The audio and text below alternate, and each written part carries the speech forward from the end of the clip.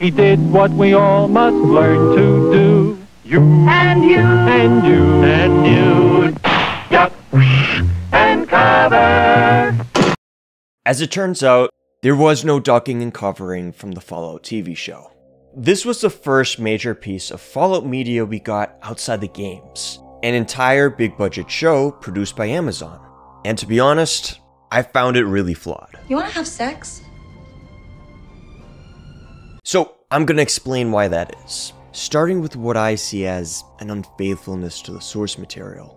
The Fallout show isn't a faithful adaptation to the original games. The classic titles Fallout 1 and 2 feel like they haven't really been accounted for, which is weird because the show is confirmed to be in the same timeline as them. There might be a little bit of confusion in some places, but everything that happened in the previous games, including New Vegas, happened. And yet, what we're shown doesn't always seem to imply that. Right from the get-go too, in the first 5 minutes of the show, I felt something was off. We open with a man named Cooper Howard, an actor who's fallen on hard times, namely paying alimony. Yeesh.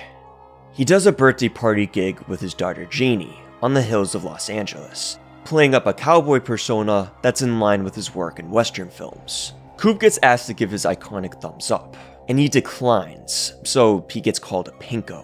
We can kind of connect some dots here and realize early on that Coop's on the outs in Hollywood, having to take these jobs because this is the only way he can make money. It's a taste of Fallout's version of America, where even a veteran, an American patriot, and a symbol of Western freedom like Coop can't escape the Red Scare, the national paranoia surrounding communists. Even he's struggling. But ultimately, the Red Scare in the show isn't the Red Scare from the games. In the show, it's rather tame, with people just losing their jobs. Except it shouldn't be like this. See, Fallout is an alternate history with some radical differences from our history, so making the Red Scare a lot like our own comes off as a misreading of the source material. In Fallout's pre-apocalyptic America, the Red Scare is taken to the absolute extreme. People weren't just being reported to intelligence agencies, they were being killed. Supposed communists could be made into human guinea pigs. That's not even touching on the Chinese concentration camps, or how they were showing executions on national television. War crimes got aired next to car commercials. That's how extreme and brutal pre-war America was, according to the games. And yet, if you only went off Coop's flashbacks to it, you'd think it was kinda mild. I feel this era should be portrayed worse, and the discrimination towards Coop should be way more extreme than this. Unless celebrity immunity is in full effect here.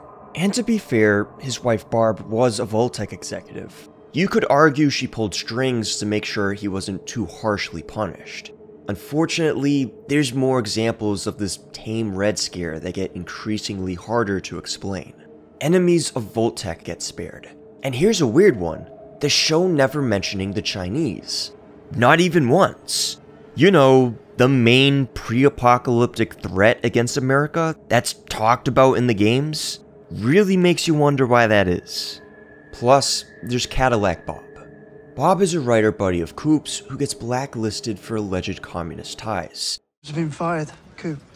What? Communists? Cadillac Bob? Cadillac Bob, the very one. Oh, what a shame. He's such a great writer. And it really comes off like a missed opportunity to capture the darkness of the older games. Bob getting fired so abruptly from production and Coop's reaction here seemed like a setup for something much darker. I thought we'd get something right out of 1984 with pre-war America here, where people are going missing and you just gotta accept that. Your friend at work who's suddenly gone one day and said to be in with the commies has actually been abducted and killed. And you either fall for it or you have to pretend to. Or heck, you outright accept it's a good thing since your government's taking care of the enemy. But no, nothing like that comes out of it. And another character who we know got blacklisted by Hollywood, Coop's actor friend Charles, is clearly shown to be alive. So Bob's probably still breathing.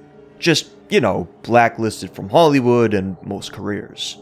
Don't get me wrong, it is character assassination. What's happening is definitely bad.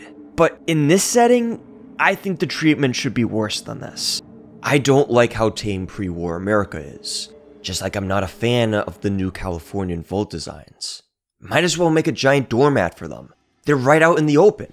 For comparison, look at the Fallout 1 vaults, which were also in California. Look how they were designed. They were hidden in mountains and beneath buildings. They weren't just giant doorways jutting out of the ground. Some effort went into hiding them, which made sense because they were marketed as safety shelters, protected from war and the commie threat. Sure, that wasn't truly the case, but that was a secret. They were sold as a way of saving your hide. I mean, if I was Vault-Tec pitching the vaults to you, and it was your money on the line, which would you sooner trust? A secluded bunker hidden in a mountain, or a doorway jutting out of the ground, complete with label? What if post-war, there were commies who tried to bury you inside the vault, or outright conquer them? I don't think people would want to go in a shelter like the 30s series. This might sound like a big nitpick, and it is, but also consider what this design means when the show is confirmed to be canon. That means it's supposed to fit into the series and stand alongside the games. Except that causes problems like the one we're about to talk about. In Fallout 1, the main threat was the Master, a mutant cult leader looking to convert mankind into mutants. Essentially, he was trying to seize all Vault Dwellers due to their lack of radiation exposure.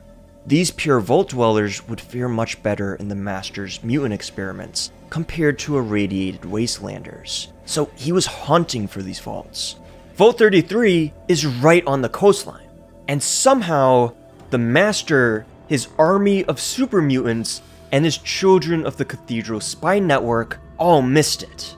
A 3-in-1 deal, right under their nose, and it was never touched. See, it takes the Master time to find something like Vault 13, and that made sense, because good luck finding it.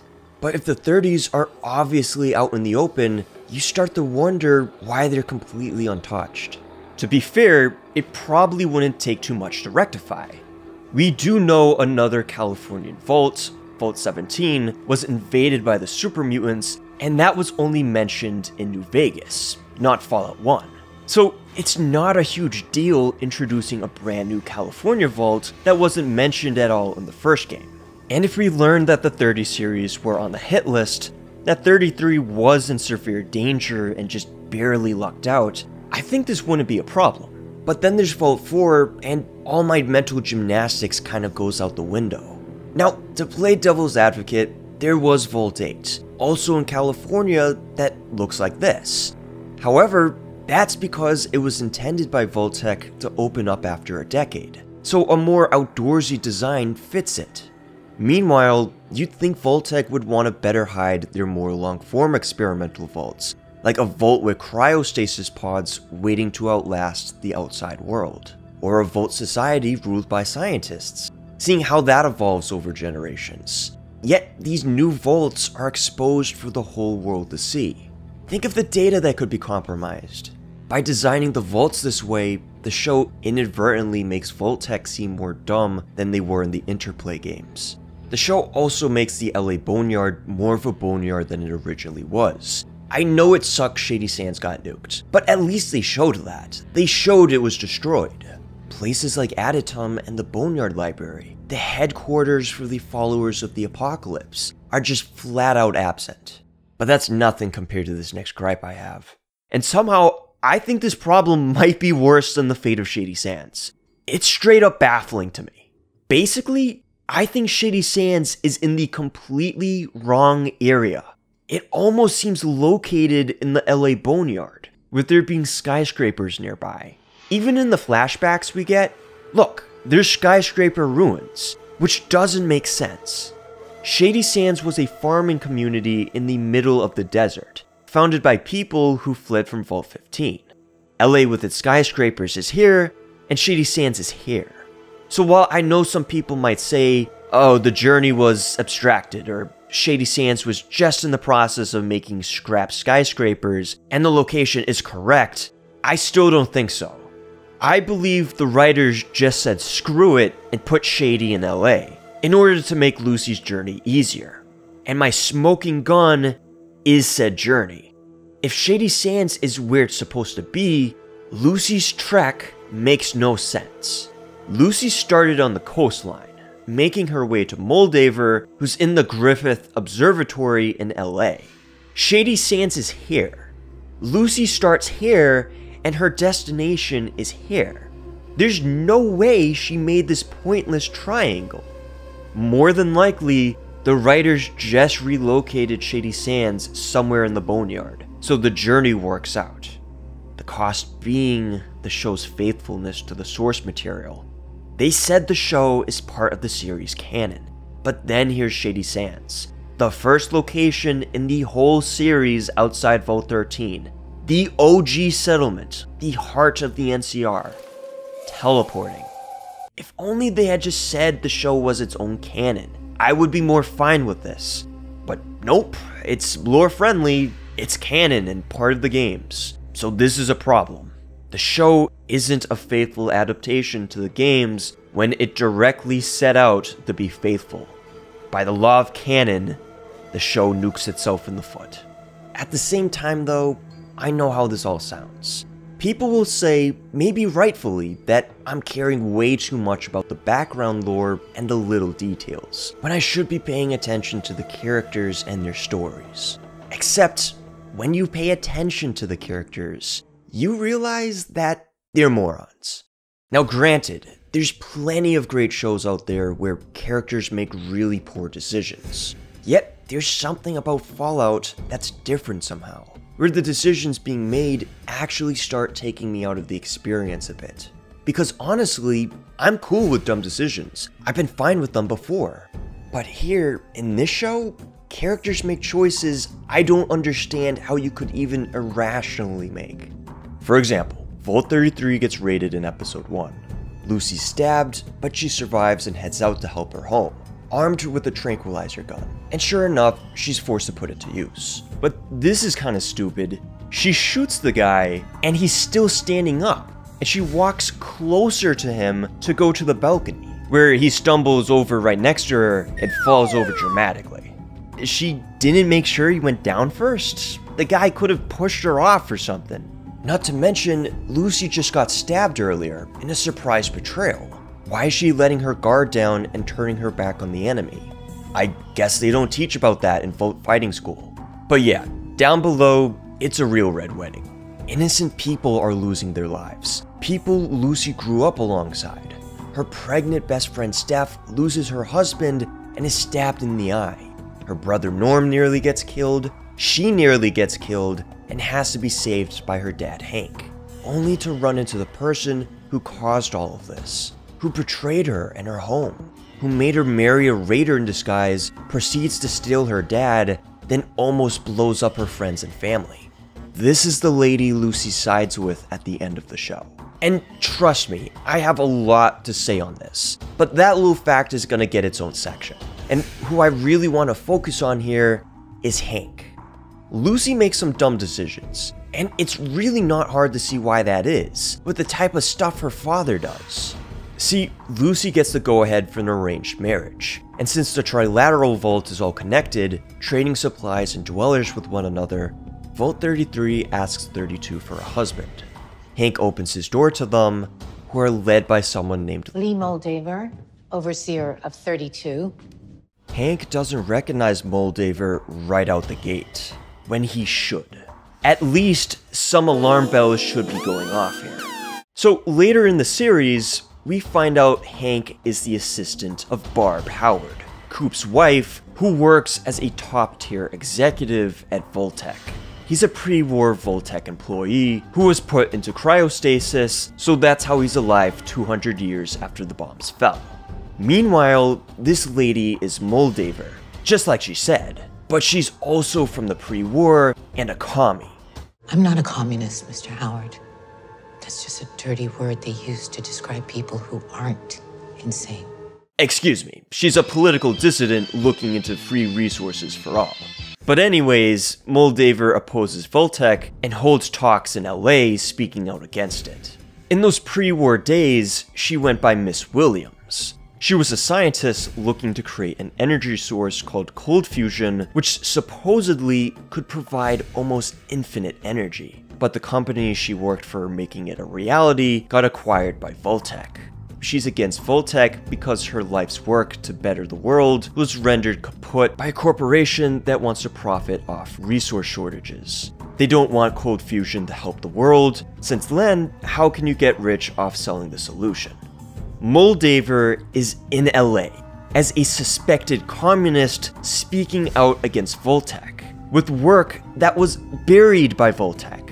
Hank is in LA, a worker for Vault-Tec and the assistant of a top-tier company executive who apparently knew Moldaver. How do you know my wife? My research company was acquired by her division. Yet Hank doesn't recognize her, not even a little bit. I guess if he only heard talk about her and her pre-war name Williams, you could make the argument he wouldn't recognize or remember her.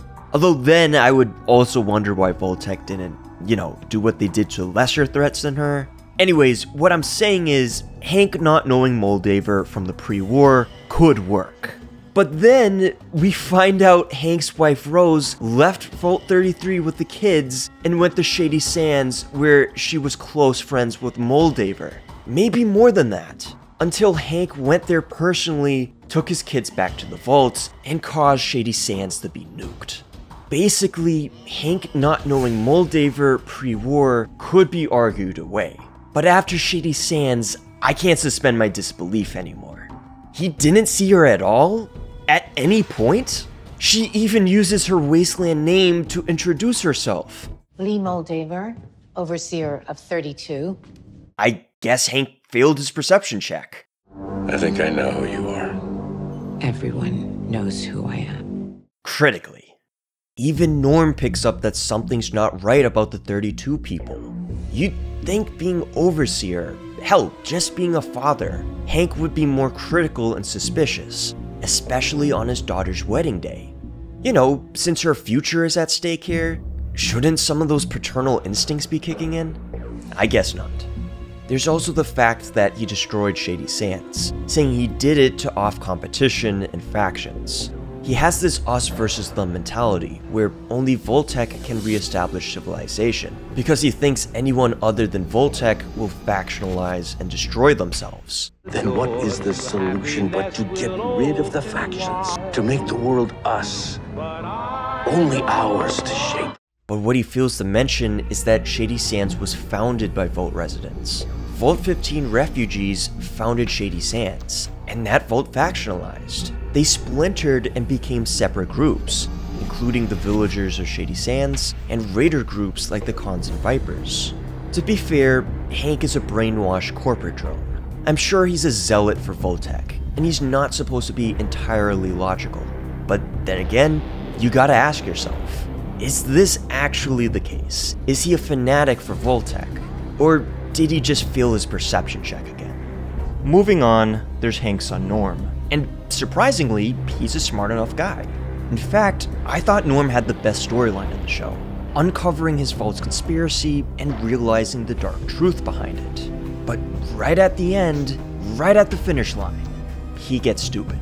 Norm meets Bud Askins, the senior junior vice president of Vault-Tec, who's a Roomba now, and secretly overseeing the Trilateral Vault. Norm gets trapped in a room and forced into a cryopod, except he's in the same room as the Bud Roomba. So why not just threaten to step on him if he doesn't let you go? Like, he's completely harmless, and he oversees everything. You have bargaining power here. But Norm just freezes, and that's that. It's a dull end for my favorite storyline. The last character I'll mention is Max. Simply put, Max and stupid go together like fish and water. I am more lenient toward him because his character is straight up low intelligence.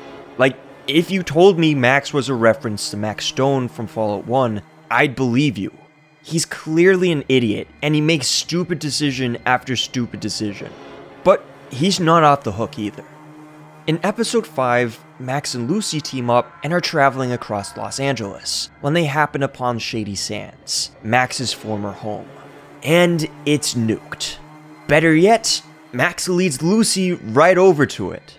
People say Max is low intelligence. This is short bus worthy. He could have just said his childhood home was a crater, but no, he decided to show that fact to Lucy and doom them both to a slow, painful death to radiation poisoning. I wouldn't even want to step foot around the town. Shady Sands, the place is radioactive as hell. What the hell is Max doing leading them to it? Now, there isn't any actual rat poisoning, but isn't it fair I was worried about that? Especially because we've already seen the dangers of rat poisoning in the same exact episode. Lucy just recovered from it after drinking rat water and probably being close to a nuclear crater last episode. Not to mention, this is a game series where we've come to associate nuclear hole in the ground with deadly radiation. The glow is a radioactive crater from a nuke. Just standing outside of it gives you rat poisoning. Megaton can become a crater. And it's not a good idea to stick your nose around these places, even after decades. Shady Sands, the place is radioactive as hell. It's stuff like this that makes it hard to get into the show for me. The characters are just way too stupid, and this extends to the factions. So, point 2.5, I guess. The factions are kinda dumb too. Starting with the Enclave. They're back, and they mess up big time right out the gate. Sergeant Dornan would be ashamed. You moron! In their evil puppy burning base, we meet Dr. Wilzig, who secretly raises a dog of his own named CX while working on some kind of energy device. It's the cold fusion Moldaver was interested in. We see him inject it into his head, and after his dog gets caught, alarms go off, blood is shed, and Wilzig is forced to run, somehow managing to escape. Emphasis on somehow. What's silly to me is, this is all we see of the Enclave, who are a secretive pre-war faction that are in hiding. That's because they've tried to wipe out life on the planet that wasn't pure humans like them, multiple times. Everyone wants them dead for good reason. So Wilzig escaping should have warranted a response from the Enclave like, I don't know, immediately obliterating the guy to save their own hides. They have all the reason in the world to want to hunt Wilzig down, and yet they never do. Word gets out he's on the run, leading the big factions like the Brotherhood looking for him, which raises the question of who raised the bounty. Except I'm fairly certain we never find that out. There might be more to this that gets revealed in Season 2. Maybe even some secret Enclave operative did it, but if that's the case, we should have at least gotten some hints instead of absolutely nothing. Because I don't buy that the Enclave would have laid low in this situation. Whoever gets the target. We'll control the wasteland. Whoever gets the Wilzig and the relic will control the wasteland. It makes you wonder why the heck the Enclave weren't actively on this dude's tail. If Wilzig had technology deemed that significant, the Enclave wouldn't just sit on their hands. I don't believe it. Even if, let's say, Wilzig wasn't that significant. Why risk a scientist getting out and revealing your location to a wasteland that wants you wiped out? As overplayed as the Enclave is in Fallout, they should have at least been recurring characters if this is the setup we've got. Cause otherwise, it sounds like they have a death wish. Same with Vault 4, the vault Lucy and Max wind up in. It's comprised of mutants and refugees from a nuked Shady Sands, remembering their home in more ways than one. They also worship Moldaver as the Flame Mother, since she came from Shady Sands and survived it, so they're a straight up cult. Plus, they got power armor. Max had to leave his set behind when his fusion core got taken, so you'd think he's screwed. The NCR and Brotherhood are enemies, and Max's Brotherhood. Yet, Vault 4 is actually gonna give Max the armor, since it's his. Oh, and we found his armor. Our surface foragers are bringing it back now. Oh, that's great. Yeah, I don't think so. Why would these NCR honoring people who revere their NCR capital home and its past get power armor for an NCR enemy? Am I missing something here? They shouldn't be fans of the Brotherhood of Steel, not after stuff like this. And I think it's obvious by what Max is wearing that he's Brotherhood. So what gives? I mean, even if I'm a fruity hippie cult, I don't know if I'd hand over weapons to the man. Let alone walking tank armor. Let's just say it doesn't work out for Vault 4, who get their fusion core stolen, and return to be fair, but also lose their cult leader Moldaver, since Max gets the Brotherhood to kill her. My last complaint about dumb factions revolves around Vault-Tec and these major corporations in America. In the last episode, we get to see a Vault-Tec meeting with various US corporate leaders. The true purpose of the Vaults and their experiments gets revealed here. They're evil because rich people bad with god complexes. Vault-Tec lets random corporate leaders buy up vaults and use them to shape humanity as they see fit. They claim this is a chance to make war obsolete, because the Vault experiments will make a better humanity that can move past war. And Vault-Tec plans to drop nukes before anyone else to destroy a broken world and replace it with a better one led by them, which they tell investors who aren't totally sold on the company. First of all, the experiment purpose reveal means that the corporate leaders' pitch ideas are really dumb and needlessly sadistic. We could pump psychotropic drugs into the air supply. We could separate parents and children, and only the smartest kids reach adulthood. And I did defend this a bit in my Vault video on the show, because rich people can be stupid and evil. But yeah, if the end goal of Vault-Tec really is to make a better mankind, these are terrible pitches, and these guys are dumb. There's also this logical black hole it creates. Barb says the war is going to make war obsolete. This is our chance to make war obsolete. You know, the Vault societies are going to better humanity, and war is just going to be no more. Except she also says, may the best Vault idea win. And may the best idea win. Not to mention, the Vaults are owned by different corporate leaders who have different ideals and ideas for how to make a better humanity. It's not going to make war obsolete, it's going to lead to war. There's the fact that these people barely question Barb. Even like simple things like, are the bombs your own or from the military's arsenal? When and where are you going to strike first? Or better yet, how is starting a war and giving competitive business owners like us free reign to customize our own vaults going to lead to a world without war? How can you guarantee our safety? People are willing to question Bud, but Barb can just pop off, even saying stuff that would warrant questioning. Bud's made out to be an incompetent, but what Barb says is flat out contradictory. Mr. House, the intelligent schemer he is, only asks a single question to Barb on how Vault-Tec plans to justify the investment. Frederick Sinclair gets invited to a meeting filled with prominent corporate leaders of his nation and shows up like this. Guess he's really living that life of luxury. A lot of really dumb decisions are made, as if there won't be consequences, which leads to another problem I have with the show: the lack of consequences. Choice and consequence are big in this series. Players make decisions that cause reactions, good and bad. And the reason I bring all this up is that there's not a lot of consequences for characters in the show. Impactful actions are made, and either there's not a lot of real consequences for them, or the reactions to them make little sense. Now, sometimes the reactions are sensible. Knight Titus treats Max like a red shirt, so the dude lets him bleed out. Max tries to squash his new squire Thaddeus, and gets outplayed and left to die. People don't react well when you try to get them killed, and this is a cutthroat wasteland. That works for me. Except, these are exceptions to the rule. These are the times there's at least some understandable reactions or consequences. Most of the time, there's stuff like Lucy's reactions throughout the show, which, man, don't make a lot of sense to me. She almost gets shot by Coop, getting saved by Max, who takes a bullet for her. Coop later takes her prisoner, cuts off her finger, and when he's on the verge of death, she spares him since she thinks it's the right thing to do. Meanwhile, when Lucy runs into Max, the guy who saved her life, who's now trapped inside his power armor and will die without her help, she's iffy on saving him. Can you please let me out? Believe me, I really want to trust you, but I've had a rough week. But it's not like she's running into a complete stranger here. He saved her life before, and he never showed he was selfish or anything to her, so it's kind of weird on Lucy's part to be so rattled like this.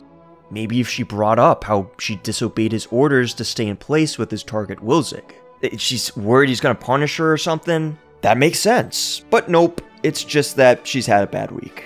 Also, she just showed an enemy the golden rule instead of blowing their brains out. Yet she's hesitant to show it to someone that saved her life. She does free Max eventually, but it's only because he offers to save her from dying of radiation poisoning. Honestly, it kinda gives me Amada vibes. Like the consequence of caring about someone is getting screwed over unless you're useful to them. There's other stuff as well, like Lucy breaking the one rule in Vault 4 not to go to level 12, throwing acid into a guy's face, and fighting people only for the Vault to let her go with 2 weeks worth of supplies. No consequences. Moldaver raids Vault 33, tries killing Lucy and her family, and forces her dad to choose between sparing her or the Vault.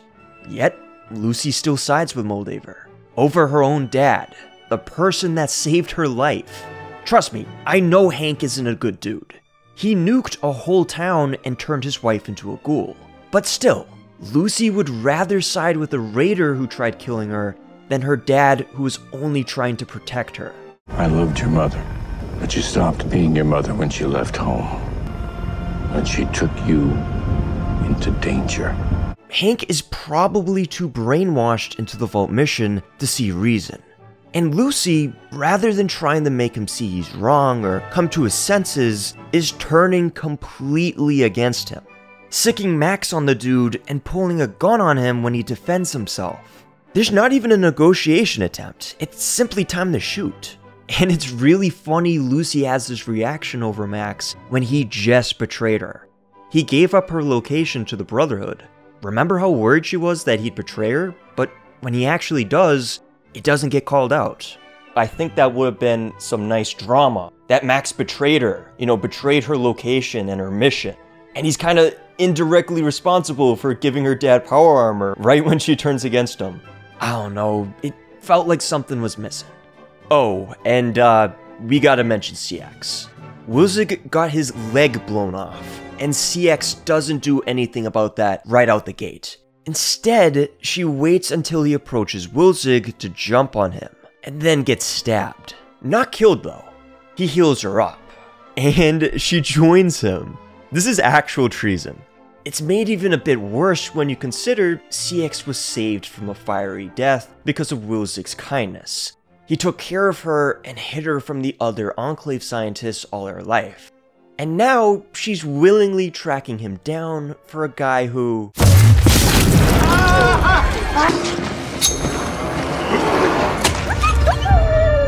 So yeah, even man's best friend can't be trusted to give moral judgment. Anything goes. Bad is good, good is bad, actions don't get the reactions they deserve, and consequences are a thing of the past. They're not the only thing lacking in the show, however. There's a real lack of explanations. There's gaps in the writing, or stuff that just gets sprung on us like it's nothing, and I don't like it. You can keep some things mysterious, I like mystery, but new things that change the world, like the fall of Shady Sands or ghoul vials, need at least some explanation. Yeah, there's anti-feral meds in Fallout now. This is just something they casually drop into the world without any explanation, when it's a pretty big deal. People fear ghouls in part because they can turn feral and attack people, and ghouls more than likely fear that themselves. So introducing a solution to this problem is huge, but it's not treated like that. It's just a blip in the script. Nothing is done with it. I'm assuming they might explain more about the vials in the next season, since Coop is going to need more eventually. Maybe they're a relatively new invention that started being manufactured, and the destruction of Shady Sands messed up distribution. I just wish we got at least a line or something explaining them instead of just phasing them into existence. Instead of leaving tons of things vague or up to speculation. In part, that's why I think the Norm storyline is the best one. It raises questions, but there's some actual answers to them. There's explanations given to stuff. Meanwhile, you'd think the whole show is a mystery with how much is left unexplained. Like, how did Moldaver survive the war in Shady Sands? Well, she's dead now, so maybe we won't get to know. People might argue, well, Season 2 or the later seasons will explain these things, but couldn't we have gotten at least some explanation on why she's called the Flame Mother, or worshipped by Vault 4 in the season when she's its main antagonist? Couldn't we get basic explanations that serve to flesh out her character and help us understand her more? The lack of explanation doesn't make her any more mysterious or make the show look cool. It comes off as lazy writing. Hank causes Shady Sands to get nuked. It's never stated how. It's not stated who directly launched them. It's not even shown if the Trilateral Vault has a nuclear missile silo. No vaults have had them so far in the series, so it's confusing. Yeah, how the hell did they launch a nuke at Shady Sands? But of course, it's left ambiguous, because the show doesn't explain much. I could excuse it as being unresolved to leave questions for Season 2, but the show already doesn't explain enough, so it just creates a boy who cried wolf scenario. I can't accept this as a creative decision. It feels lazy. The thing that sucks is, I really like show don't tell storytelling. I prefer it over needless lore dumps and exposition. But there's good and bad ways of handling any kind of storytelling.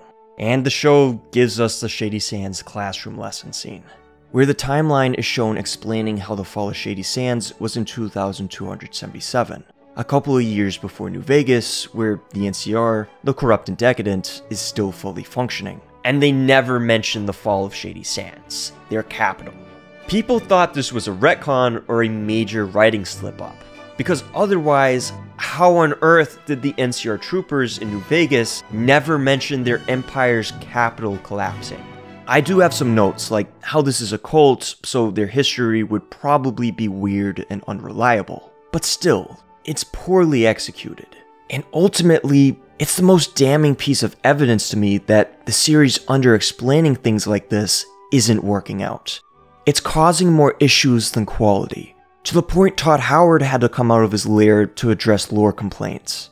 The bomb falls just after the events of New Vegas. When Todd Howard has to come save the day and address lore of all things, you know you screwed up.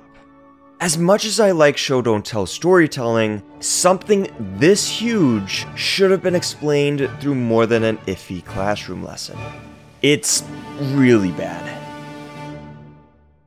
And honestly, they should have brought up Vault 15. If not here, then during another scene. Shady Sands was founded by people who came from Vault 15. It's a really big missed opportunity for Lucy not to learn that info.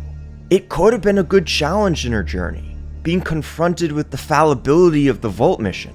We get a taste of that in episode 5, when she sees the Shady Sands billboard and how they beat her vault to reclamation. Imagine her reaction learning Shady's founders weren't just surface dwellers, they were people who left a vault, only to end up going back into one. That could have been some good drama. How Lucy deals with knowing the Vault-Tec mission objectively failed in this case. They could have had her be in denial about it, because Vault 4 is a wacky cult, but eventually it sink in for her that it's the truth. And Lucy could use it as evidence against her dad, later when he confesses he nuked Shady Sands. In the show, he says it was part of a surface faction and not part of Vault Society, so they had to go. Then what is the solution but to get rid of the factions, to make the world us, only ours to shape? But imagine if Lucy pointed out Shady resulted from a vault, and were part of Vault Society, so there was an actual back and forth instead of what we get, which is Hank popping off and Lucy just giving sad mad looks. Yep, instead of any of this, we just get a lame chalkboard. But none of these things, none of these problems, comes anywhere close to my last issue of the show. It's the biggest one I have, and it's what hurts this season the most for me. It's Moldaver. She's a terrible villain, and here's why. Moldaver is an unsympathetic, undeveloped hypocrite who the show desperately tries to make sympathetic, especially in this final episode, as if she's misunderstood. She first appears as a murderous raider, killing innocent people and manipulating one of the main characters into an objectively horrifying situation. marrying and going to bed with a secret killer who could have done anything here. She then disappears for the bulk of the show before showing up again at the end as a benevolent leader looking to give free energy to all. She flips the script around and argues she's no worse than Hank, who nuked Shady Sands and killed thousands. Plus, Lucy joins her, so how bad can she be? Brother, she's a psychopath. She had her guys do this to people.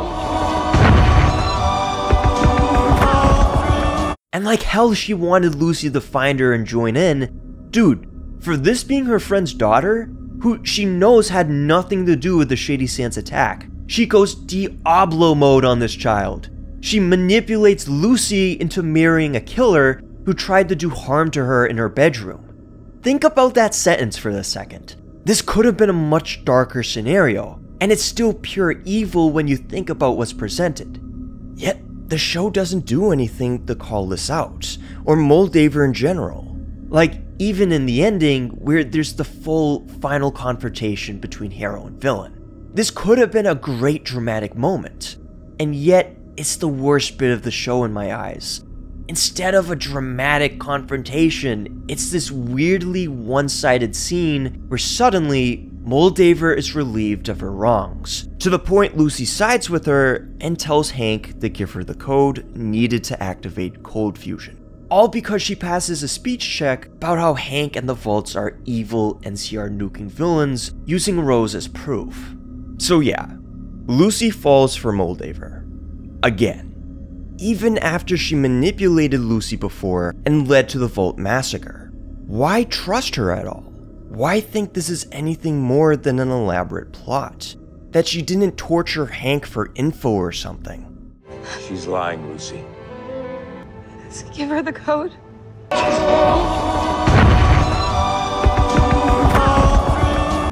Give her the code. Give her the code, Dad. Them or her.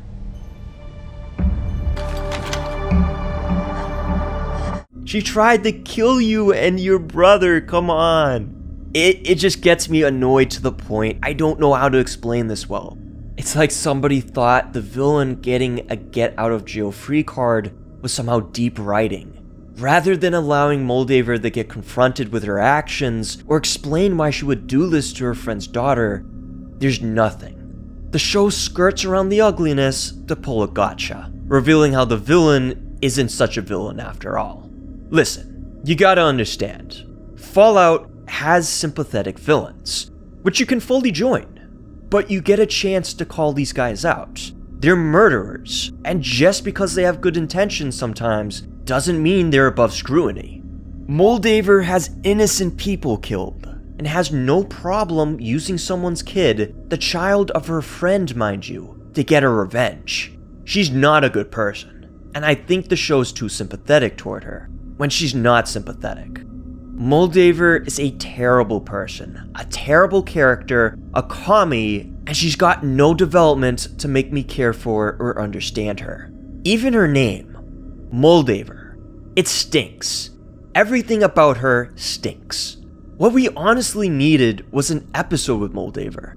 We needed some Apocalypse Now in the Apocalypse, where Lucy finds her Kurtz and talks with them, spends time with them, in a sort of captivity, but also captive to their ideology, seeing the brilliance and evil of this lost soul before her, even being tempted by it. Hell, there's actual parallels you can make here. Kurtz and Moldaver are both leaders. They're manipulators, they're a bit insane, and they're not above getting their hands dirty. There are confrontations between them and the hero, with some sympathy shown their way, but there's absolutely no parallel in quality. For the target of an assassination mission, Kurtz ends up way more likable than Moldaver. Keep in mind, the dude's lost his marbles. He thinks the US military isn't brutal enough during the Vietnam War, and that the amount of morality within soldiers is causing America to lose. And yet, he actually explains himself. He doesn't pull a gotcha like Moldaver, where he just craps on his enemy, painting them as the true bad guy. Instead, he goes over his ideology that the best way to win a war, to end the horror that comes out of it. is to make a friend with horror. You don't even have to agree with Kurtz here, but him actually explaining things makes it much easier to understand him and like him as a villain compared to Moldaver. In short, Kurtz rules, Moldaver drools. Even her death stinks, and I'm not joking here either, because Moldaver dies talking to a character whose goal wasn't to find her.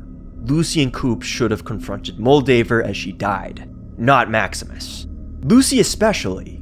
Moldaver can be seen as an extreme of Lucy. In hero's journey terms, she's the shadow, someone who mirrors the main character and shows what the hero could become if they lost their way. Moldaver has good ideals and went into the world to help it, only to have to adapt to it. That's just like what Lucy's arc is, except she's not a raider and that's not what she becomes.